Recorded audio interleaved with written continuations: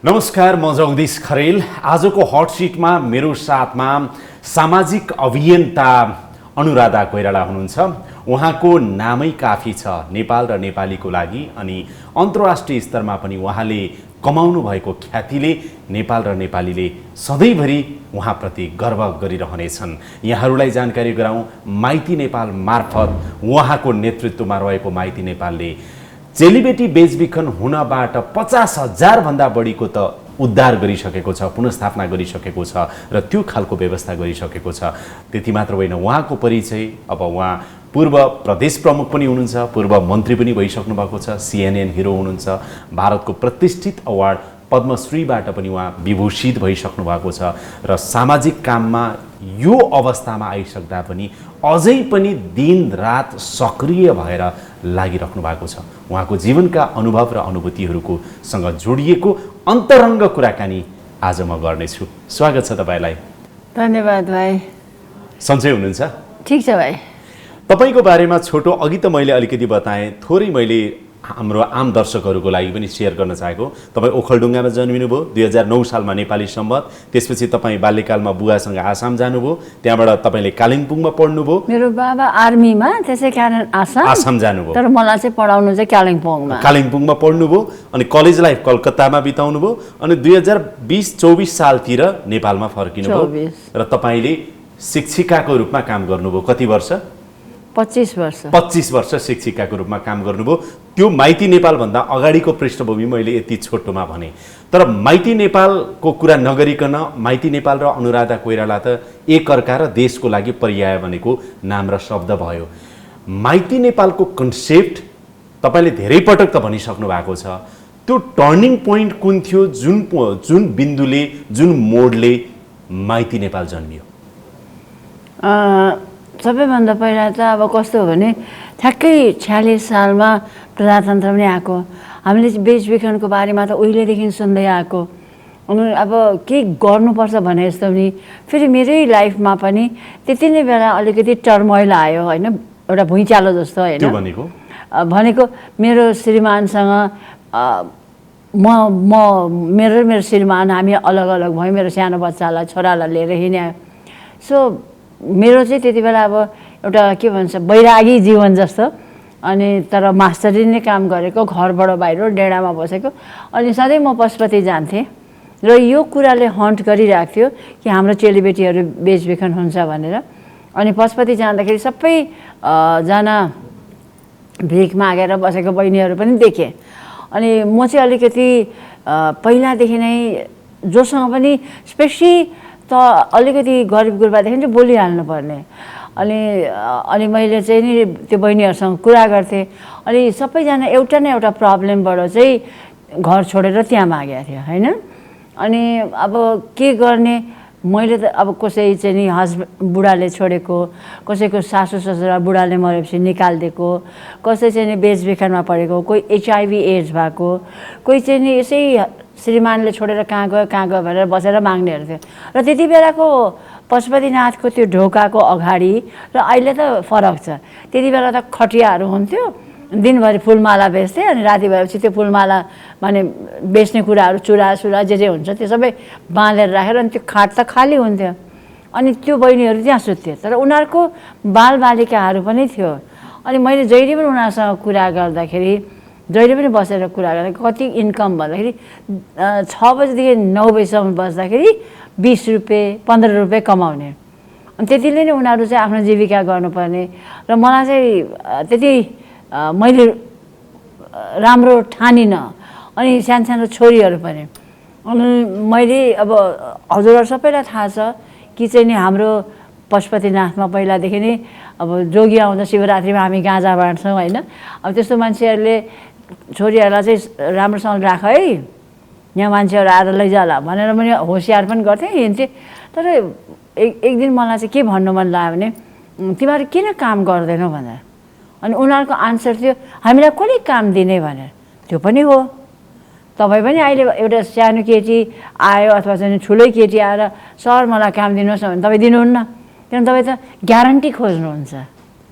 उसले चोरेर लान्छ कि तपाईँलाई घरमा मान्छे त चाहिरहेछ काम गर्ने, तर तपाईँ ग्यारेन्टी खोज्नु मेरो घरको केही चोरेर लान्छ कि केही गर्छ कि भने त्यस्तै हुँदाखेरि चाहिँ ग्यारेन्टी थिएन तिनीहरूको। हामीलाई कसले काम दिन्छ भनेको त अर्थ के भयो भने उनीहरूले बुझिसकेको थियो कि हामीलाई कसैले नभनिकन राख्दैन भने। सो मेरो दिमागमा पनि त्यही पस्यो, मेरो थट पनि त्यस्तै आयो, हो ग्यारेन्टी त खोज्छ मान्छेले। अनि त्यति बेला पनि म पढाउँथेँ भाइ है, पढाउँथेँ, छोरा पनि त्यो सानै थियो। अनि एक दिन गएँ, म रातभरि सोचेँ अनि गएर मैले भने हेर मोतीमारलाई काम दिन्छु गर्छौ भने है। नेपालीमा उखान्छ नि आफू त जोगी कसले दिने बर भने जस्तै मेरो पनि के एउटा स्कुलको टिचर मास्टरी अलिकति पैसा अरू त केही पनि छैन। अनि गएर सोधेँ गर्छौँ भने, अनि मैले भने ठिक छ मोतीमारलाई नाङ्लो पसल खोलिदिन्छु गर्छौ भनेर भनेपछि गर्छु भने। थुप्रै थिए तर 8 जनाले मात्रै नाङ्लो पसल गर्छु भने। अनि त्यहाँबाट सुरु भयो माइती नेपालको अवधारणा र यात्रा। अब त्यसलाई चाहिँ मैले अहिले यसो सोच्दाखेरि काम गर्दै जाँदा त्यो चाहिँ प्रिभेन्टिभ पार्ट भयो होइन, रिप्याट्रिएसन र प्रिभेन्टिभ पार्ट भयो होइन। अनि त्यो भएपछि उनीहरूले फेरि पसल पनि थाप्थे, सबै कुरा गर्दे। अनि त्यसपछि लगाएर उनीहरूले चाहिँ दिदी तपाईँ भन्नुहुन्छ यहाँ त गाँजाहरू खान्छ रे गर्छ रे, टेम्पो कालो टेम्पो थियो नि त्यति बेला तपाईँहरूलाई कतिजना त्यो मान्छेहरू पनि यतैतिर आउँछ जिस्किन्छ, बच्चाहरूलाई जिस्काउँछ, राखिदिनुहोस् न छोरीहरू जतिलाई चाहिँ हाम्रो छोरछोरीलाई भन्यो। मैले ताउ मेरोमा पैसा छ छैन केही पनि हेरेन, हुन्छ भनेर एउटा सानो घर अहिले म जहाँ छु त्यसको अलिकति माथि बाटोको मुनि त्यहाँनिर चाहिँ मैले एउटा डेरा खोजेर अनि त्यहाँबाट ती बच्चाहरूलाई ल्याऊ भने। अब आफ्नो जागिर पनि छैन हेर्नुहोस्, अब अर्काको चिल्ड्रेन शिक्षकको जागिर छोड्नु भएको थियो कि थिएन? अब छोडे त्यो बच्चाहरू आएपछि उनीहरूको लागि किन भन्दाखेरि अर्काको बच्चा जिम्मा लिएपछि त मेरो रेस्पोन्सिबिलिटीमा छोडेछ। त्यति बेलासम्म माइती नेपाल दर्ता भएको थियो कि थिएन? त्यति बेला होइन, त्यसको पछि दर्ता भयो। पछि चाहिँ सुरुमा त तपाईँले हेरविचार किएरै गर्नुभयो, आफ्नो जागिर छोड्नुभयो, उनीहरूको हेरविचारमा लाग्नुभयो, भएको पैसाहरू अलिअलि खर्च गरेर त्यहाँबाट उधारो जे जसो जेन तेन गर्नुभयो। जेन तेन भन्दा उधारै उधार। अब त्यसपछि माइती नेपालको स्थापना भयो र म माइती नेपालको इतिहासदेखि यत्रो तपाईँको 30 वर्षको इतिहास माइती नेपालको भइसकेको छ, त्यसैले त्यसमा डिटेल जान चाहन्न। तर चेलीबेटी बेचबिखन विरुद्धको अभियानमा नेपालको एउटा पर्यायवाची नाम अनुराधा कोइराला र माइती नेपालको टिम भयो। अहिलेसम्मको हिसाब गर्दाखेरि कति चेलीबेटीहरूको चाहिँ उद्धार गरियो होला र कहाँबाट गरियो होला भन्नुहोस् त? मैले अघि पृष्ठभूमिमा 50,000 भने मिल्छ? मिल्छ, 48,000 हो, 48,000 हो, अनि 50 त भइ नै हाल्यो। किनभने अब अहिले त तपाईँले कहाँबाट भन्दै पनि हुनुहुन्छ होइन। पहिला चाहिँ नि मान्छेहरूको हामी सबैजना भारतलाई मात्रै हेरेका थियौँ नि त होइन, छिमेकीलाई मात्रै हेरेका थियौँ। तर गर्दै जाँदाखेरि चाहिँ नि अलिकति गाह्रो हुँदै गयो भाइ। बेसी जस्तो त हामीले भारतबाटै हो बच्चाहरू उद्धार सबैजनाको रेस्क्यु भएको होइन, रिप्याट्रिएट गरेको। 1996 मा त हामीले 316 जना ल्याएको, 316 जना ल्याएर 4वटा अर्गनाइजेसनले राखेको। सबभन्दा बेसी फेरि सबभन्दा बेसी मेरै केही थिएन, मेरै नभएको मान्छेले राखेको। त्यसपछि अब अहिले तपाईँले कहाँबाट होला भनेर जस्तो भारत बाहेक अरू देशहरू त्यही त मैले भन्दैछु भाइलाई। त्यो अरू देशको चाहिँ कस्तो छ भने पहिला चाहिँ नि वैदेशिक रोजगार भनेर सबैजना हाहाही गर्यो। अनि मलाई त हजुरको म चाहिँ कम्फर्टेबल थिइनँ होइन। तपाईले त के भन्नुहुन्थ्यो नि, एयरपोर्टबाट लिगल्ली फर्मल्ली मात्रै पठाऊ, जहाँ पाए त्यहाँबाट विदेश नपठाऊ भन्नुहुन्थ्यो। अलिअलि तपाईँको आलोचना पनि भएको थियो त्यो बेलामा, भयो होइन? अनुराधा कोइरालाले महिलाको हक अधिकार, यसरी घुम्न पाउने, डुल्न पाउने, काम गर्न पाउने रोक लगायो। के गरेको होला? रोक लगायो होइन, महिलाको हिलडुलमा रोक लगायो भने। तर अहिले गएर हेर्दाखेरि सबैजना अनुराधी त ठिकै भनेर चाहिँ यस्तो हुँदो रहेछ। अब अहिले हेर्नुहोस्, अब जानुपर्ने त कता यता छ नि होइन। हामीलाई त केटीहरूलाई त कहाँ लग्यो? तल दिल्ली, त्यहाँबाट बम्बेबाट श्रीलङ्का, अनि श्रीलङ्काबाट कहिले कतार जानु है। त्यही भएर अनि फेरि यताबाट फेरि इस्टर्न पार्टबाट यहाँबाट फेरि दिल्ली टु सिलिगुडी, सिलिगुडीबाट फेरि मणिपुर, मणिपुरबाट फेरि बर्मा, अनि फेरि बर्मा। सिधा तपाईँलाई एउटा सोधौँ है, वैदेशिक रोजगारीको नाममा अहिले पनि नेपाली चेलीहरू बेचिन्छन् विदेशमा, हो? अब हेर्नुहोस्, त्यो बिचको मान्छेले जसले गरिरहेछ त्यसले सत्य भएको भए चाहिँ नि त्यसले त मैले भने जस्तो सोझो बाटो लान्थ्यो। ओके, सिधा भन्नुहोस् न, जस्तो अहिले पनि वैदेशिक रोजगारीको नाउँमा कतिपय चेलीबेटीहरू विदेशमा बेचिन्छन्, एकदम बेचिन्छ भन्दा तपाईँहरूले कहाँबाट अब चाहिँ उद्धार गरेर ल्याउनु परेको छ देश भन्न सक्नुहुन्छ? सक्छु। श्रीलङ्कामा त बिचराहरूलाई समातेर राखेको छ इलिगल भनेर, तर उनीहरूलाई थाहा छैन उनीहरू कहाँ जान्छ बिचरा। एउटा श्रीलङ्का, मणिपुर, आसामको होइन, दिल्ली होइन, सोफार अफ्रिकाबाट पनि, अफ्रिकामा पनि नेपाली चेलीबेटीहरू पुगेका छन्। गल्फ भनेकै लाने भनेर नै तल पुऱ्यायो नि। जस्तो दुबई अथवा साउदी, दुबईमा बहराइन, त्यति बेला चाहिँ हजुरको एउटा टिम चाहिँ हामीले देखेको चाहिँ यहाँबाट लिगली पठायो दुबई जाने भनेर। तर दुबईमा गए त्यो मान्छे जो एजेन्ट थियो त्यसले दुबई त पठायो 80 जनालाई, दुबईबाट तिमीहरूलाई कतार कुवेत पठाउला भनेर पठायो। तर दुबईमा गएर एयरपोर्टमा बाहिरै निक्लिनु सकेन उनीहरू, ती होल्ड भएर बस्यो।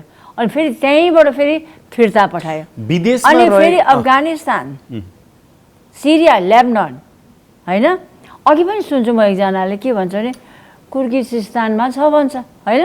अनि मैले यहाँ सबैको चाहिँ नि यो ठाउँहरूको अफगानिस्तान, सिरिया, लेबननको मान्छेहरू चाहिँ नि युरोपमा शरणार्थी भएर बसेछ। हाम्रो बच्चाहरूको के काम त्यहाँ भनेर सोध्छु म। त्यही त तपाईँले के पाउनुभयो कि विदेशमा रहेका अघि भनिएका देशहरूमा रहेका हाम्रा नेपाली चेलीबेटीहरू त्यही त मैले बसिरहेछन्। मैले उनीहरूलाई मैले फर्किसकेपछि जो जसले फर्केर आएछ फेरि उजुरी त हामीलाई दिने हो। के भन्छन् त, के गरेर बसेका उनीहरू होइन, उजुरी के दिने हो भने मेरो पैसा चाहिँ नि त्यो म्यान पावरले खाइदियो भनेर भन्छ। अब त्यो खोज्दै जाँदा वैदेशिक रोजगारसँग जोडियो। तर त्यही कुरामा आउँदैछु, उसले त त्यसो भन्छ। अब हामीले त म्यान पावरलाई मैले त गर्नु सक्ने त केही पनि होइन। मैले उनीहरूलाई राखेर कुरा गर्दै गर्दाखेरि त अनि के चाहिँ गर्नुपर्छ त तिमीहरूलाई त्यहाँ भन्दाखेरि आर्मी क्याम्पहरू हुन्छ अरे। आर्मी क्याम्पहरूमा चाहिँ नि अब सरहरू त हुँदैन, तर सरसफाइ गरेर बस्नुपर्ने। अनि सरहरूको हप्तामा एकचोटि, महिनामा 15 दिनमा एकचोटि आउँछ। अनि त्यति बेला चाहिँ नि हामीले सरहरूलाई पनि एन्टरटेन गर्नुपर्छ, सरसफाइ गर्नुपर्छ भनेर भन्छ। भनेपछि वाट इज द डिफरेन्स? होइन, मैले सोध्न तपाईँलाई त म सिधा सोध्न सक्छु नि। त्यही त त्यो इन्टरटेनमेन्ट भनेको के? शरीर सुम्पिनु पर्ने हो, त्यही हो एक्ज्याक्टली अवस्था, त्यही हो एन्टरटेनै गर्नुपर्ने। भनेपछि वाइ किन जान्छ, के हो त अवेरनेस? अनि तपाईँले के पाउनुभयो? त्यो उनीहरूको रहर हो या बाध्यता हो? तपाईँसँग कुरा गर्दा बाध्यता, एकदमै बाध्यता नै हो। किनभने अब जागिर छैन। मैले सुरुमा पनि त तपाईँलाई भने त्यहाँ माग्ने बच्चाहरू त सबै हातखुट्टा भएकै थियो नि, तर ग्यारेन्टी थिएन, बिचराहरूले त्यो माग्नै पर्यो। तर यहाँ चाहिँ के भयो भने अहिले त्यति बेला त त्यो यस्तो थिएन नि त मोबाइल होइन। अब अहिले त मोबाइल छ सबै बच्चा गाउँको हातमा। अनि सबैजना चाहिँ नि त्यो जो एजेन्ट छ एजेन्टसँग चाहिँ नि लिङ्क हुँदाखेरि चाहिँ जहिले पनि इमोबाट भन्छ। पहिला त मलाई थाहै थिएन भाइ। मलाई एउटा सोध्न मन लाग्यो तपाईँलाई, 30 वर्ष अगाडि, आजभन्दा 30 वर्ष अगाडि माइती नेपालको जन्म पशुपतिमा जे दृश्य देख्नुभयो, तपाईँले जे भोग्नुभयो आउजाउ गर्दा, त्यो अवधारणाबाट सुरु भएर माइती नेपाल स्थापना भएकै 30 वर्ष भयो। 30 वर्षको अवधिमा अघि हामीले भन्यौँ 50,000 भन्दा बढी चेलीबेटीको उद्धार गरियो, व्यवस्थापन गरियो। अघि तपाईँ अफ द रेकर्डमा मलाई भन्दै हुनुहुन्थ्यो डाक्टर पनि बनाएका छन् क्यारे, इन्जिनियर पनि बनाएका छन् क्यारे, नर्स पनि के छन्? अलिकति डक्टर छन् 3 जना, एउटा केटा छ, 2 जना केटी छ होइन, एउटा आइटी इन्जिनियर। बेचिएर फर्किएका चेलीबेटीका सन्तान कि उनीहरू नै सन्तान? बच्ची डक्टर छन्, इन्जिनियर पनि छन्, इन्जिनियर, आइटी इन्जिनियर, नर्स पनि छ 12 जना, एचए छ 2 जना होइन। म एकदम कोरियोग्राफरहरू छ। ती सबैकी आमा हुनुभयो तपाईँ?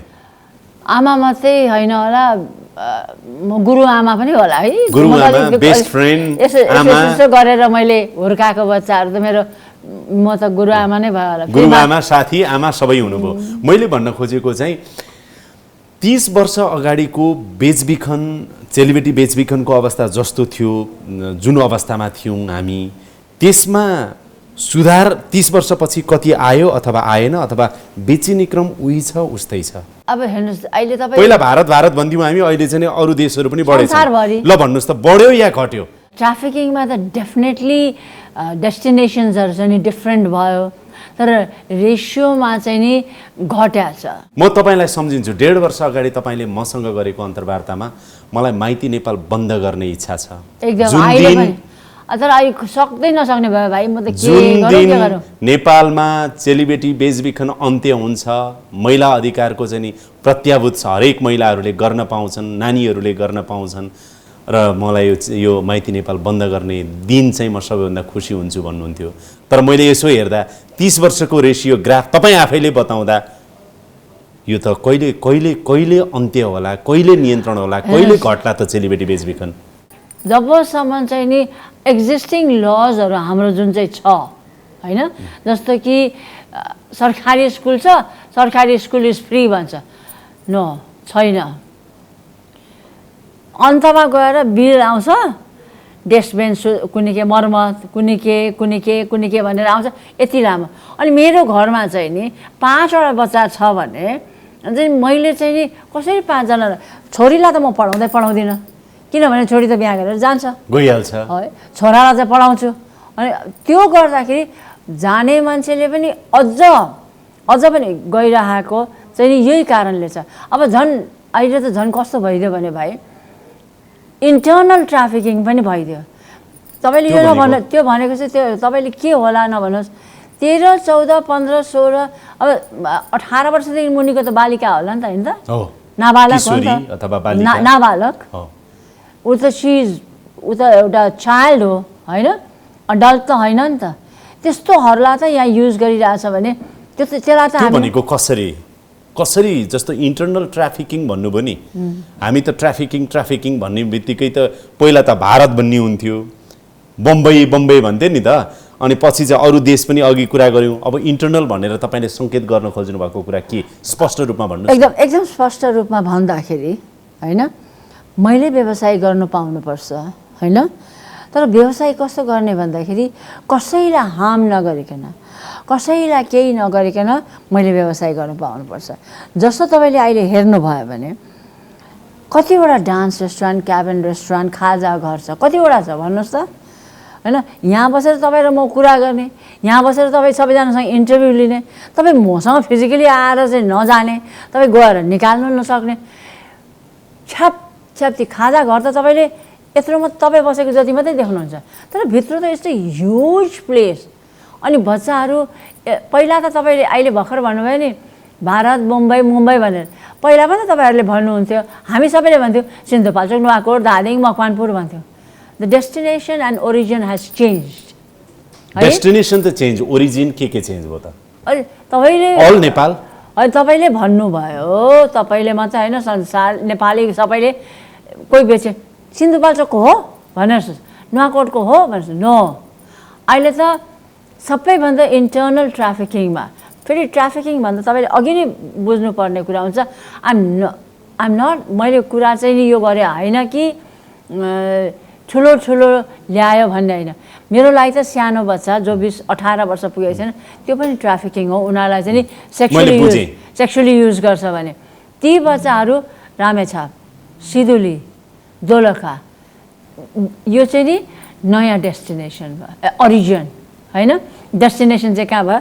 काठमाडौँ, धनगढी, बजार क्षेत्र, सहर, के अरे चितवन होइन, एन्ड सबै caste. It was only Tamang once upon a time, अब अहिले सबै कास्ट। यसको कारण एउटा त तपाईँले मेजर कारण शिक्षा भन्नुभयो नि, जबसम्म छोरीलाई चाहिँ नि फ्री कम्पलसरी र फाइनेबल एडुकेसन गर्दैन तबसम्म केही हुनेवाला छैन। तपाईँले अघि पनि भने, तपाईँले त भन्नुहुन्छ, तपाईँ मात्रै हो, सबैजनाले भन्छ यस्तो राम्रो कानुन छ महिलाहरूको लागि, यस्तो छ उस्तो छ भनेर तपाईँहरू भन्नुहुन्छ, तर वेयर इम्प्लिमेन्ट गर्ने मान्छेहरू पनि राम्रो हुनु पर्यो, साँच्चै नै फिल भएको गरेर हुनु पर्यो नि। अब अघि तपाईँले भन्नुभयो इन्टरनल ट्राफिकिङको कुरा अथवा एक्सटर्नल जे हुँदाखेरि पनि एउटा एजुकेसनको कारण एउटा भयो, अर्को कारण भनेको चाहिँ जस्तो कतिपय डिस्क्रिमिनेसन भन्दैछु त, जेन्डर डिस्क्रिमिनेसन। तपाईँ मेरो घरमा चाहिँ तपाईँहरू मेरो 3 जना दाजुभाइ, हामी 2 जना दिदीबहिनी, हामीलाई चाहिँ नपढाउने अनि त दाजुभाइलाई चाहिँ पढ, किनभने फ्री चाहिँ भन्ने फ्री नै छैन। त्यो बच्चाहरूलाई free education, compulsory education, finable education गऱ्यो भने, फाइनेबल एडुकेसन गर्दा के फाइदा छ भन्नुहोस् त? त्यो फाइन छोरी पठाएन भने फाइन दिनु जाने भने, त्यो छोरी पठायो कि पठाएन भने हेर्नु जाने एउटा गाउँमा के भन्छ वार्डमा त एउटाले काम पनि पायो नि त, होइन? त्यो बेकारी मान्छेले काम पनि पायो, विदेश जानु परेन, ती पायो। तर त्यो पनि नगर्ने, होइन? त्यही त। अब हेर्नुहोस् है, शिक्षाको तपाईँले अघि भनेको कुरामा मलाई बारम्बार एउटा प्रश्न चाहिँ मेरो दिमागमा, free education, compulsory education, finable education, gender डिस्क्रिमिनेसनको कुरा आयो, अनि no job opportunity. Job opportunity त छँदै छैन महिलाहरूलाई। त्यही त तपाईँले यति भनिराख्दाखेरि मलाई दिमागमा एउटै प्रश्न चाहिँ के घुमिरहेको छ भनेदेखि, अब शिक्षाको पनि दर अहिले प्रतिशत चाहिँ 30 वर्षभन्दा यता त बढ्यो, सामाजिक चेतना पनि बढ्यो, साइन्स एन्ड टेक्नोलोजीका कारण अहिले कम्युनिकेसनका मिडियमहरू चाहिँ नि तपाईँको मोबाइल हरेकको हातमा छ, संसार हरेकले बुझिरहेको जस्तो पनि देखिन्छ। नेपालको आयुदेखि हरेक कुरा चाहिँ हामी त त्यो हेर्दाखेरि चाहिँ उँभो लाग्दैछौँ, अब विकासशील राष्ट्रतिर भनिरहेका छौँ। अर्कोतिर तपाईँले बताएको ग्राफले के भन्छ भने थोरै रेसियो चाहिँ घट्यो, तर सङ्ख्या पनि घटेको छैन, डेस्टिनेसन पनि बढ्दो छ, एक्सटर्नल पनि छ, इन्टर्नल पनि छ भनेपछि यसको समाधान कहिले होला भन्ने चाहिँ मेरो प्रश्न के। जब सबैजना हामी एकजुट हुन्छौँ र हाम्रो छोरी चाहिँ नि हाम्रो इज्जत हो, होइन? होइन, हाम्रो इज्जत हो, जोसुकैको होस्, आई डोन्ट केयर। नेपाली जो पनि बच्चा छ, बालिका छ, ऊ हाम्रो इज्जत हो। हामीले उसलाई बेचबिखन गर्नु हुँदैन, हामीले युज गर्नु हुँदैन, हाम्रो आफ्नो छोरी समान हो। त्यो चेतना चाहिँ ममा आउनु पर्यो, परिवारमा आउनु पर्यो, बाबुआमामा आउनु पर्यो, दाजुभाइ दिदीबहिनीमा आउनु पर्यो, बाबुआमालाई मात्रै किन, राज्यमा पनि आउनु पर्यो, सबैलाई आउनु पर्यो, सबैलाई आउनु पर्यो। त्यो भयो भने अन्त्य होला। आज अलिकति अब अनुराधा कोइरालाको कुरा गरौँ न। यो प्रश्न चाहिँ मैले अघिल्लो पाला तपाईँलाई सोध्न पाएको थिइनँ कि तपाईँ त्यो मोमेन्ट जुन भन्नुभयो नि, त्यो मोमेन्ट चाहिँ जुन क्षणमा एउटा शिक्षिका हुनुहुन्थ्यो, त्यहाँबाट तपाईँ यो सामाजिक अभियन्ताको बाटोमा लाग्नु भएछ, थाहा पाएर नपाएर तपाईँलाई मनमा बिज्यो, लाग्यो त्यो कुराले।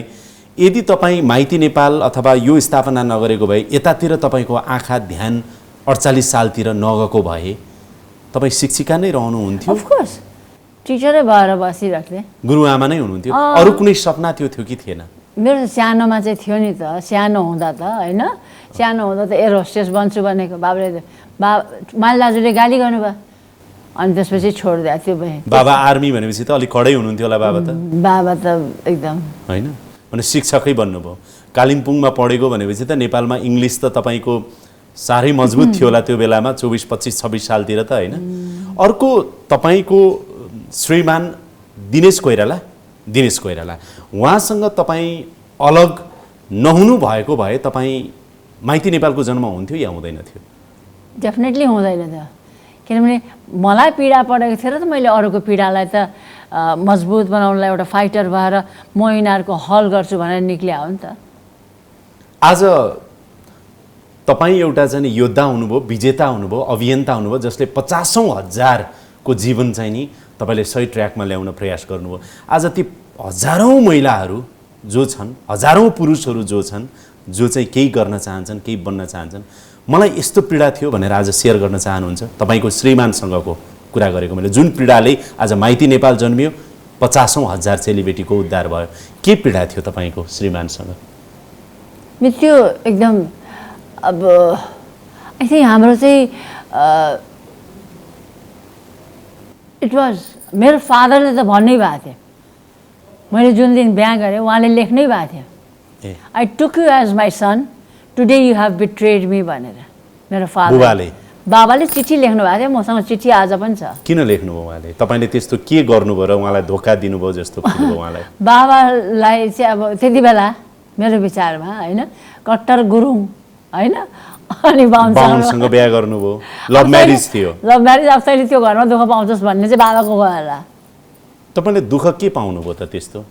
मैले एक्चुअली मेरो घरमा त केही पनि दुःख नै, पर्सनली उहाँसँग मात्रै मेरो अलिकति नमिल्या। के मिलेन त्यस्तो? सबैभन्दा पहिला त तपाईँको श्रीमतीले मलाई लाग्छ होइन, मेरो हस्बेन्ड चाहिँ नि मेरो मात्रै होस् भन्ने ठान्छ होला होइन। तपाईँको श्रीमतीले कसैले यसो गरेर हेरेको यता हेरेको मन पराउँदैन होला होइन। त्यस्तै मलाई पनि उहाँको जुन चाहिँ एउटा अलिकति के भन्छ अब सिधा कुरामा भन्दा वुमनाइज गर्ने थियो, त्यो वुमनाइजिङ चाहिँ मलाई नमन पर्ने।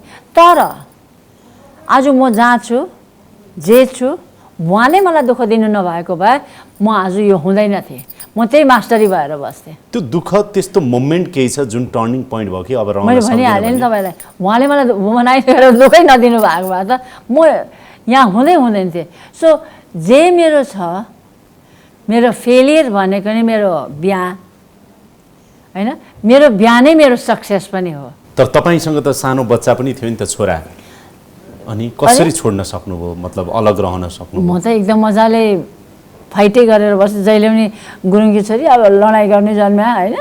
अब उहिले त अब झन् अहिले पनि धेरै ठाउँमा गुरुङ भयो भने त सबै ठाउँमा आर्मीमा लिइहाल्छ, छोरीलाई पनि लिन्छ, केटीलाई पनि लिन्छ, केटालाई पनि लिन्छ। सो आई फट इट। कति समयसम्म अलग रहनुभयो तपाईँ तपाईँको श्रीमानसँग? अहिले त धेरै भइसक्यो। त्यसपछि यता कहिले तपाईँहरू जोडिनु भएन? अफकोर्स फेरि अहिले उहाँको अहिले हुनुहुन्न हो, आज केही महिना, 4 महिना, 4.5 महिना 5 महिना भयो। त्यसपछि बिरामी हुनु भएपछि चाहिँ फेरि सँगै रहनुभयो? सबै मैले हेर्नु पर्यो होइन। सँगै रहनुभयो, रहनु भएन तपाईँहरू? होइन, पछि उहाँ मेरो कान्छो देवरसँग बस्नुभयो, मेरो घरमा मै बसिनँ, उहाँ बस्नु भएन। अथवा मैले पनि अब यु सुड स्टे, ऊ चाहिँ नि उसकै भाइसँग बसोस्, उसले इन्जोय गर्छ भनेर उसको भाइसँगै बस्यो। तर अन्तमा जब उहाँलाई बिरामी साह्रो भयो, सबै हस्पिटलदेखि लिएर सबै हामीले गऱ्यौँ, मैले होइन। He was normal, I was normal, ऊ पनि नर्मल, म पनि नर्मल, पहिला जस्तै भइसकेका थियौँ। तर अनफोर्चुनेटली भनौँ होइन,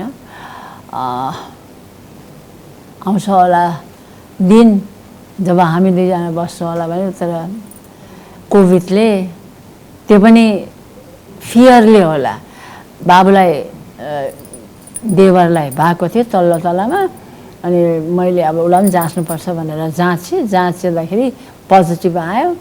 पोजिटिभ आएपछि अलिकति फियर भयो उसलाई, अनि फियर भइसकेपछि अब हस्पिटल लाने भन्दाखेरि हि वाज नो मोर। अनि सबै हामीले गऱ्यौँ। अब म आफैलाई चाहिँ के कन्सिडर गर्छु भने हाम्रो जुन चाहिँ एउटा जे नमिले भने पनि, जे कुराले हामी अलग भयौँ भने पनि डेस्टिनी चाहिँ उहाँको डेस्टिनी अनि मेरो चाहिँ एउटै रहेछ जस्तो लाग्यो मलाई। हामी दुईजना सँगै ल्याउनु लेख्या रहेछ जस्तो लाग्यो, सबै मैले गरेपछि, मेरो छोराले गरेपछि। तपाईँको सम्बन्ध विच्छेद नै थियो कि अलग मात्रै हुनुभएको थियो जीवनमा? अलग मात्रै। अलग मात्रै, किन तपाईँले कोइराला छोड्नु भएन नि त थर? अनुराधा गुरुङ भनेर त खोइ तपाईँको अनुहारले चाहिँ त्यो बताउँछ, तर तपाईँलाई त अनुराधा कोइराला नै। मैले कोइरालाको नागरिकता पनि लिँदैन थियो होला, तर मेरो नागरिकता हरायो गुरुङको। यति सिडिओ कार्यालय गयो, त्यति बेला त कम्प्युटर छैन नि त, यस्तो कपडामा बाँधेर राख्थ्यो सबै ढड्डाहरू। कति खोजेँ, 2 महिना जति खोजेँ, अनि नपाएपछि बाध्य भएर कोइराला लेखेँ। त्यसपछि कोइराला नै कायम भयो भनेपछि तपाईँ अलग मात्रै रहनुभयो तपाईँहरू जीवनको लामो कालखण्ड, तर सम्बन्ध विच्छेद गर्नु भएन? गरेनौँ पनि। र हामी दुईजना एक अर्कामा कसैले, मैले त मेरो फ्यामिलीसँग कुरा गर्दा चाहिँ होला, किन मेरो फ्यामिलीले तेरो बुद्धिले हामी त भन्छौँ नि त तेरो बुद्धिले तँलाई यस्तो भयो भन्ने त भन्ने नै बुवाले त्यत्रो चिठी लेख्नु मेरो भएको छ बाबाले लेख्नुभयो फेरि मेरो सबैजनाले भनेकै हो तँलाई भनेर भने तर मलाई आफूलाई के गर्व लाग्छ भने म एकदम यङ पनि थिएँ पढेको पनि थिएँ एनर्जेटिक पनि थिएँ होइन अब अहिले 72मा त यस्तो काम गर्छु म त्यति बेला झन् एनर्जेटिक थिएँ मेरो दिमागै कहिले आएन कि आई सुड फरगेट हिम मैले उसलाई बिर्सिनुपर्छ he is nothing to me भन्ने नै आएन he is something he is everything भन्ने पनि त आएन छ आयो अफकोर्स नआएको भए मैले सबै कुरा गर्थेँ होला त यत्रो दुःख दिएपछि मलाई त्यो त जीवनको अलिक पछि गर्नुभएछ होइन जसै गरे भए पनि मैले नि तर तपाईँ पनि त एउटा व्यक्तिगत प्रश्न सोध्ने अनुमति दिनुहुन्छ भने मात्रै सोध्छु श्रीमान सुखबाट त तपाईँ पनि त लामो समय वञ्चित त हुनु पर्यो नि तपाईँले भन्नु खोज्नु भएको तँ पनि पीडित होस् भनेर पीडित होइन मैले त्यो भनिनँ जस्तो तपाईँले सामाजिक जीवन हरेक व्यक्तिको सामाजिक जीवन राजनीतिक जीवन अरू जीवन सबै हुँदाहुँदै एउटा जोडी हुन्छ नि त तपाईँ एक्लै त हुनुभयो त्यो सब जोडी हुनु नै सबै कुरो होइन सिन्सियरिटी र जुन चाहिँ सिन्सियरिटी आफूमा छ एकअर्कामा विश्वास अविश्वास हुन्छ अविश्वासले गर्दाखेरि हामी अलग्यौँ तर मेरो सिन्सियरिटी त जहिले पनि उसैलाई थियो नि थियो त्यसको परिणाम पछिल्लो समय तपाईँकै केयरमा उहाँले जीवनको अब यसमा तपाईँलाई फेरि म फर्केर जान्छु स्वास्नी मान्छे जति तपाईँले भन्नुभयो मैले अघि एडुकेसन मात्रै भने नि स्वास्नी मान्छे नै हो सबै कुरा गर्ने होइन सबै कुरा गर्ने बिगार्ने बनाउने राख्ने आफ्नो मान मर्यादा राख्ने आफ्नो परिवारको को लागि बाँच्ने परिवारको लागि काम गर्ने सबै स्वास्नी मान्छे हो तपाईँले आफ्नो जीवनमा देश र जनताकै लागि यति धेरै दिइसक्नुभयो अब तपाईँ CNN हिरो हुनुभयो पद्मश्री अवार्ड पाउनुभयो तपाईँ मन्त्री पनि बन्नुभयो तपाईँ प्रदेश प्रमुख पनि बन्नुभयो यो सबैको बिचमा तपाईँको श्रीमानले त्यो घटना त्यो मुमेन्ट भन्नुभयो नि मेरो लागि बिहा नै मेरो सबैभन्दा ठुलो विकनेस थियो बिहा नै सबभन्दा ठुलो स्ट्रेन्थ भयो भन्नुभयो नि तपाईँले उहाँको चाहिँ समीक्षा तपाईँमाथि के रह्यो कहिले सेयर गर्नुभयो उहाँले तपाईँसँग होइन मैले त हेर्नुहोस् भाइ मेरो नाति ठुलो नाति बित्दाखेरि आउनुभएको थियो होइन ठिकै हुनुहुन्थ्यो तर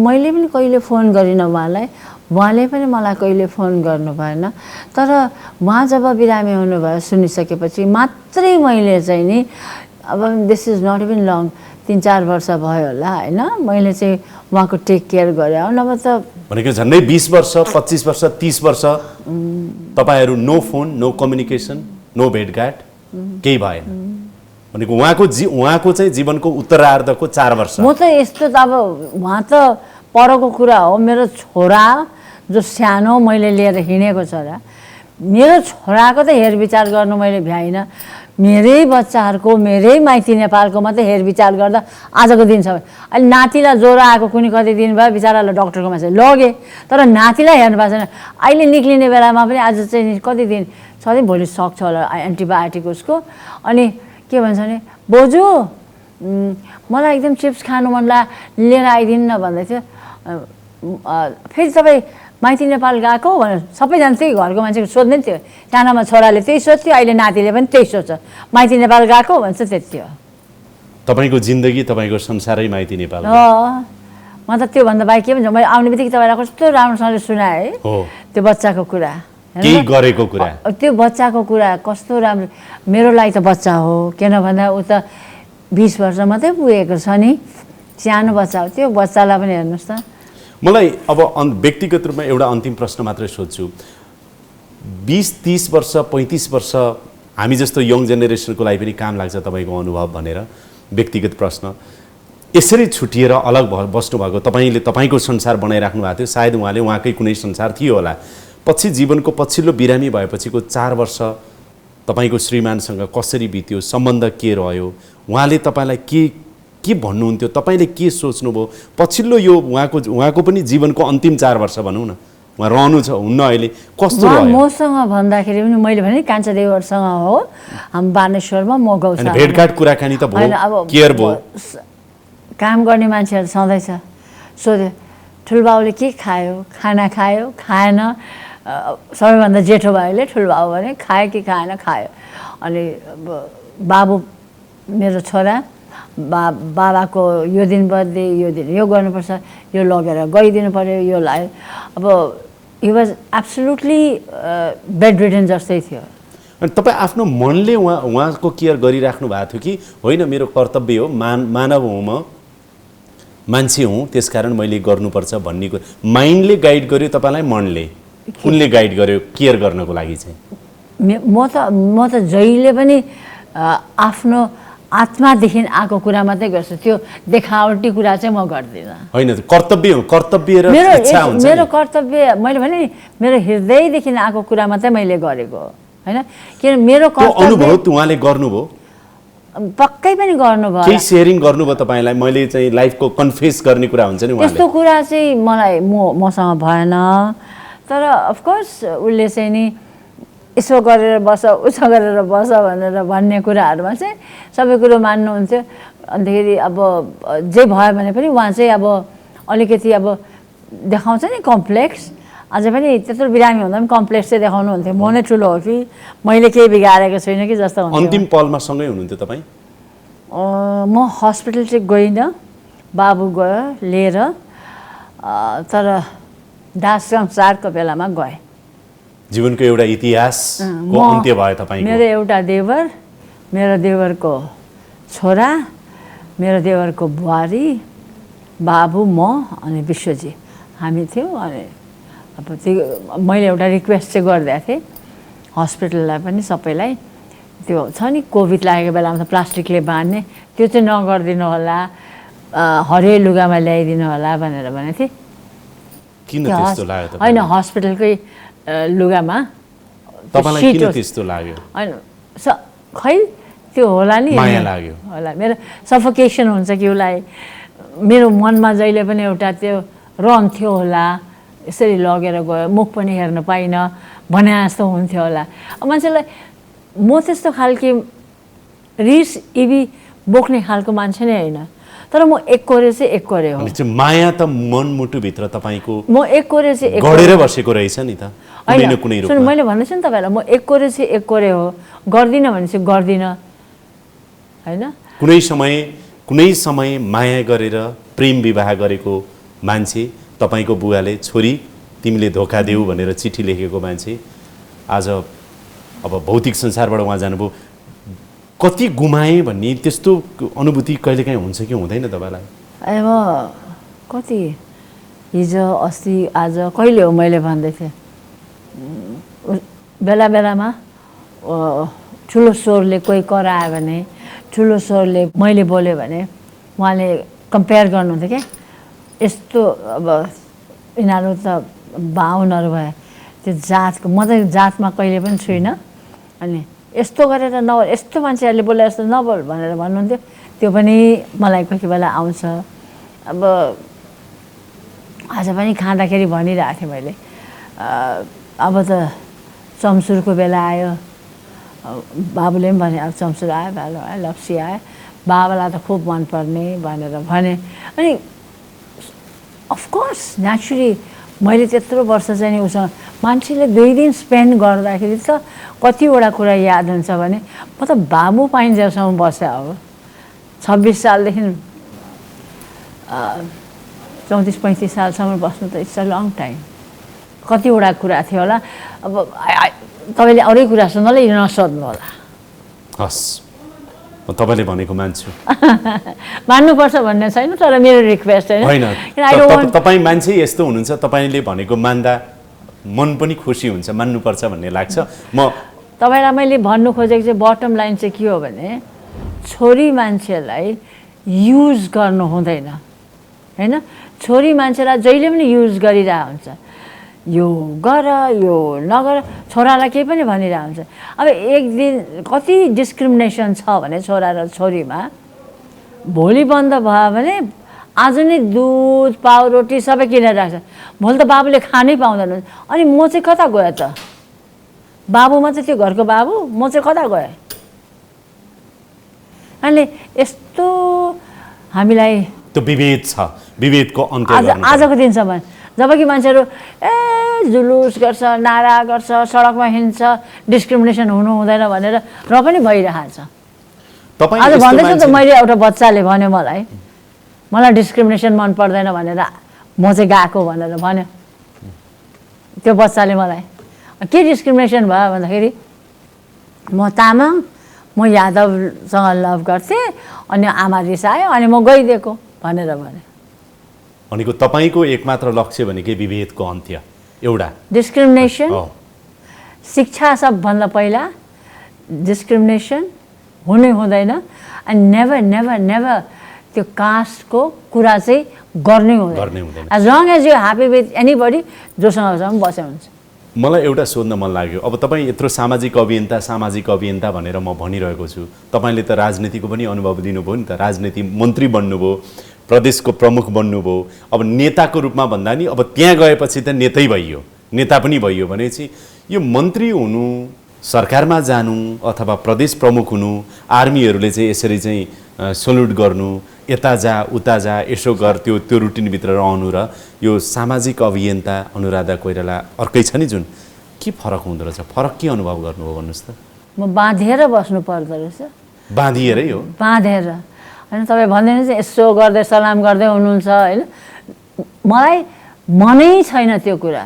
मैले अघि नै तपाईँलाई भनिसकेँ, मलाई त्यो यो र त्यो यस्तो र यस्तो मनै छैन मलाई। त्यही त मनै नभइकन प्रमुख प्रदेश प्रमुखमा राखे, सायद मनै नभइकन हटाए कि पनि। सुन्नुहोस्, सबैभन्दा पहिलादेखि के भन्नु भने मन्त्री बन्दाखेरि पनि होइन, तपाईँले सुरुमा भन्नुभयो, तपाईँले बिर्सिनु भयो के भन्नुभयो अघि नै बोल्दाखेरि, मन्त्री पनि मलाई किन बनाए होला त भन्दाखेरि तपाईँले तपाईँको बच्चालाई पनि त बाबा त्यहाँ बस्छ भनेर टेड्यो भने स्याबास ला ललिपप खा भनेर दिनुहुन्छ नि त होइन। मैले पनि केही गरेको थियो भनेर मलाई मन्त्री दिने मान्छेहरूले लाई धन्यवाद, किनभने यसैलाई पनि त केही गरौँ, यो नेता पेता त होइन तर पनि यसलाई केही गरौँ, यसले खाओस् सलाम, तपाईँले देखाउनु भयो नि त्यस्तो सलाम गरे, यसले पनि सलाम खाओस् कोही कोही बेला भनेर दियो नि त होइन। त्यही एउटा कुरा होला नम्बर 1। नम्बर 2 प्रदेश प्रमुखको कुरा। प्रदेश प्रमुखको कुरा आउँदा अफकोर्स मलाई चाहिँ नि स्पेसली मैले अघि भनिहालेँ, मन्त्री जसरी दियो प्रदेश प्रमुख पनि, सी डिजर्भ्स इट, उसलाई डिजर्भ गर्छ, उसले पनि एउटा पोस्ट खाइहालोस् होइन, 2-3 दिन भए पनि यसो अगाडि पछाडि मान्छे राखेर हिँडोस् भनेर पठाइदियो नि त होइन। कसैले मलाई सम्मान गरे, कसैले मलाई आउने बित्तिकै निकालिदियो, अब त्यो आफ्नो आफ्नो कुरा भयो। र फेरि यो चाहिँ नभन्नु होला कि यो पोलिटिक्स हो, पोलिटिक्सले तपाईँलाई राख्यो, पोलिटिक्सले निकाल्यो भनेर चाहिँ नभन्नु होला। मन परे सबैजना त्यही त हो नि होइन, मन परेको मान्छेलाई राख्छ, आजसम्म देखेको है राजनीति, मन परेको मान्छेलाई राख्छ जोसुकै होस्, मन नपरेको मान्छेलाई निकालिदिन्छ। त्यस कारणले गर्दाखेरि मेरो कामको जसरी तपाईँले कदर गर्नुभयो र मलाई आज बोलाउनु भयो र यो मञ्च दिनुभयो कदर गरेर होइन। तपाईँले मलाई अघि पनि भन्नुभयो दिदी तिम्रो बारेमा मैले पढेँ पनि मलाई अल्छी लागेन भन्नुभयो, तपाईँले पनि त मलाई भन्नुभयो, त्यो पनि तपाईँले मलाई कदर गरे, तपाईँले मलाई चाप्लुसी त गर्नुभयो होइन, तपाईँले मलाई कदर गर्नुभयो। त्यस्तै गरिकन उहाँहरूले पनि जसले मलाई मन्त्री बनाउनु भयो, म ठुलो मन्त्री त बनिनँ, सहायक मन्त्री बने, त्यो पनि मेरो लागि ठुलो कुरा हो। तर मलाई बन्धक भएर बस्नु पर्दाखेरि चाहिँ मलाई मन परेन। किन मन परेन भन्दाखेरि अब तपाईँ देख्नु भएको छैन, बिहान 6 बजे चिया खाइसकेर अलिक पूजासुजा गरेपछि म तरकारी किन्नु जान्छु, बेलुका पनि म तरकारी किन्छु होइन। अनि म मन्त्री हुँदाखेरि बानेश्वरबाट आउनु पर्थ्यो, सिंहदरबारबाट होइन। अनि अलिकति तल आइसकेपछि सिभिल हस्पिटल बनाएको छ अहिले, त्यसको अलिकति ओह्रालोमा आइसकेपछि चाहिँ तरकारीहरू बेच्थ्यो क्या पहिला, त्यसको साइड रोड थिएन, तरकारी बेच पख भनेर म त गइहाल्छ तरकारी किन्नु। अनि त्यो बिचरा त्यो सही साहब होइन हुँदैन, त्यो सहायक हुँदा चाहिँ पुलिस नै दिन्थ्यो होला, हुँदैन भनेर हुँदैन हजुर हुँदैन, किन हुँदैन तरकारी किन्नु हुँदैन मैले भनेर भने। त्यो एउटा सुनाउँ तपाईँलाई रमाइलो पाटो है, आनन्द। प्रदेश प्रमुखको पनि सुन्नुहुन्छ भने म यहाँबाट जान्थेँ by road, never use the plane, म बाई रोडै जान्थेँ, यो फर्पिङको बाटो त्यहाँ माथि तरकारी बेच्नेहरू टन्नै हुन्छ, उताबाट आउनेले किन्ने, काठमाडौँ ल्याउने, यताबाट जाने। प्रदेश प्रमुख हुँदा नि किन्नुभयो तरकारी? अफकोर्स गाडी रोकेर किने, तर त्यहाँ बेच्ने तामाङनी बहिनीहरूले कहिले मलाई चिनेन। उहाँहरूले जहिले पनि भन्थ्यो माइती नेपालको दिदी आएछौ भनेर भन्थ्यो। ए प्रदेश प्रमुख भनेर चिनेनन्? थाहै छैन उनीहरू, बिचरा वाट डु दे नो होइन। उनीहरूलाई पोलिटिक्सको बारेमा के थाहा? यहाँ भर्नु छ, घरमा छोराछोरी पढाउनु छ, के को प्रदेश प्रमुख। अब अन्तिममा आएका छौँ हामी, अन्तिममा जीवन सफल भयो भन्ने लागेको छ तपाईँलाई? मलाई लागेको छैन भाइ। के भयो भने जीवन सफल हुन्छ तपाईँको चाहिँ? मेरो त त्यही हो भाइ, जतिखेर पनि जुन दिन सबैजनाले रियलाइज गर्छ जुन काम यो मुलुकमा भइरहेछ, बेचबिखनको, बच्चाहरूको त्यसको अन्त्य हुनु पर्यो। तपाईँले कुनै कुराको पनि अन्त्य गर्न सक्नुहुन्न, कम हुनु पर्यो, त्यसलाई मिनिमाइज गर्नुपर्छ। मिनिमाइजको पनि होला नि त्यो एउटा। अनि मेनले चाहिँ आफ्नो एटिट्युड हुन्छ नि चेन्ज गर्नु पर्यो। मैले गर्नु पर्यो चेन्ज, तपाईँबाट सुरु, म जस्ता धेरै पुरुषहरूले तपाईँले सुरु गर्नु पर्यो होइन। कसैलाई युज गर्दाखेरि यो त मेरो छोरी पो हो कि, यो मेरो आमा पो हो कि, मेरो दिदी पो हो कि भनेर जबसम्म हरेक महिलाहरूको लागि तपाईँले इज्जत कदर गर्नु सिक्नुहुन्न तबसम्म यसको अन्त्य हुनेवाला छैन। तपाईँ मेरो विचारमा चाहिँ इङ्ग्लिसमा भन्दाखेरि real main don't by woman. Real main don't by woman. तपाईँ साँच्चीकै हामी नेपालीमा शब्द चाहिँ मर्दा, नो नो नट पुरुष, मर्दा हो भने त किन त्यस्तो बदमासी काम गर्ने? अरू मर्दा हो भने त देशको लागि केही गरौँ न। जीवनमा कतिको खुसी हुनुहुन्छ तपाईँ? आफ्नो जीवनबाट जहाँसम्म जति आइयो नि, खुसी चाहिँ कतिको हुनुहुन्छ? म त एकदमै, किनभने मेरो बच्चाहरू छ नि, मेरो बिहान उठ्ने बित्तिकै चिया खाएपछि गइहाल्छु। मेरो बच्चाहरू देख्ने बित्तिकै मलाई आनन्द हुन्छ। खुसी भइराख्नुहुन्छ साना साना कुरामा पनि? मेरो जति बेला मैले जे काम मेरो बच्चाहरूसँग गर्नु पर्यो, कसैलाई रेस्क्यु गर्यो, कसैलाई अहिले त झन् इन्टर्नल रेस्क्यु गर्दा मलाई यति खुसी हुन्छ है। मेरो क्वारेन्टाइन पनि बनाएको छु, किनभने ल्याएर मेरो 315जना बच्चाहरूसँग त मिसाउनु भएन, क्वारेन्टाइनमा राख्छु। त्यस कारण क्वारेन्टाइनमा पनि त्यतिकै छ राम्रो। अब अन्तिम प्रश्न सोध्छु तपाईँलाई म, के भयो भने यो नेपाल बन्छ होला, देश बन्छ होला? सबैले भन्छन् हामीले व्यवस्था परिवर्तन गऱ्यौँ, शासक परिवर्तन गऱ्यौँ, समय परिवर्तन भयो, तर देश जुन रूपमा बन्नु पर्थ्यो बन्न सकेन, जनता जुन रूपमा खुसी र सुखी हुनु पर्थ्यो त्यो अझै पनि हुन सकेनन्। अरू विश्व हेर्दा कहाँबाट कहाँ पुगे, हामी त धेरै गर्नै सकेनौँ भन्ने अवस्था छ। के भयो भने देश बन्छ होला? के गर्नु पर्यो? तपाईँ आफै परिवर्तन हुनुपर्छ, तपाईँको परिवर्तन आउनुपर्छ होइन। यसो गरेर गुट्का खाएर यहाँ फाल्यो भने अनि त्यही जो चाहिँ नि नेताहरू छ उसले आएर टिपिदिनु पर्ने? तपाईँको दायित्व चाहिँ के? तपाईँले त्यो खाएर त्यहाँ फाल्ने कि विदेश जाँदा चाहिँ डस्टबिन खोलेर नभए चाहिँ खल्तीमा हाल्ने? आफैमा परिवर्तन नआइन्जेलसम्म तपाईँ कसरी खुसी हुनुहुन्छ? कसरी देश बन्छ जस्तो लाग्छ? तपाईँ आफ्नै परिवर्तन ल्याउनुहोस्, अनि त्यहाँबाट चाहिँ यसै सबै देशै परिवर्तन हुन्छ। आफू चाहिँ परिवर्तन नहुने, अरूलाई चाहिँ यसरी औँलाउने, अनि यो औँलाले चाहिँ कता यता? परिवर्तन आफैबाट हो त, देश बन्छ। अफकोर्स। कस्तो खुसी लाग्यो तपाईँसँग कुराकानी भयो र यो समय दिनुभयो तपाईँले। तपाईँ एकदमै व्यस्त हुनुहुन्थ्यो, त्यसका बावजुद पनि हामीसँग कुराकानी गर्न पाइयो। त्यस्तो व्यस्त त होइन भाइ, अब आफ्नो काम छ होइन। अब आज त्यस्तै कामहरू थियो, तर तपाईँको फोन आउनेदेखि डरले भागेको भए कि फेरि मेरो फोनमा त्यस्तो अब म त्यस्तो त्यो फोन युज गर्ने मान्छे नै होइन, मुखै युज गर्ने मान्छे। तर तपाईँसँग कुरा गर्दा धेरै आनन्द लाग्यो र धेरै उपलब्धिमूलक कुरा पनि भयो भन्ने लागेको छ र हाम्रो दर्शकहरूले पनि यहाँसँगको कुराकानीबाट धेरै कुराहरू चाहिँ नि उहाँहरूले बुझ्न, जान्न र आफ्नो चाहिँ नि एउटा चाहिँ नि दिग्दर्शन तयार गर्नको लागि पनि उहाँहरूलाई पनि मद्दत पुग्यो भन्ने लागेको छ। समय दिनुभयो, धेरै धन्यवाद छ। नमस्कार, धन्यवाद भाइ। अनि अब यस्तो कार्यक्रमहरू गर्नुहोला, देशको परिवर्तन चाहने तपाईँ, हामी सबैजना, स्पेसली तपाईँले परिवर्तनको कुरा गर्नुभयो। यस्तो व्यक्तिसँग चाहिँ कुरा गर्नु पर्यो जसले चाहिँ नि पोजिटिभली हामी सबलाई मोटिभेट गर्न सकोस् होइन। पक्कै पनि तपाईँलाई दोष लाउने र मलाई दोष लाउने काम नगरौँ। हामी सबैजना चाहिँ नि परिवर्तन आफैमा ल्याउँ, आफै राम्रो हुन्छ। हस्, धन्यवाद। धन्यवाद। यसका साथै अहिलेको लागि यो कार्यक्रम यहीँ बिट मार्ने अनुमति चाहन्छु। कार्यक्रम युनिटका सम्पूर्ण सहकर्मीहरूको साथमा मलाई पनि बिदा दिनुहोस्। नमस्कार।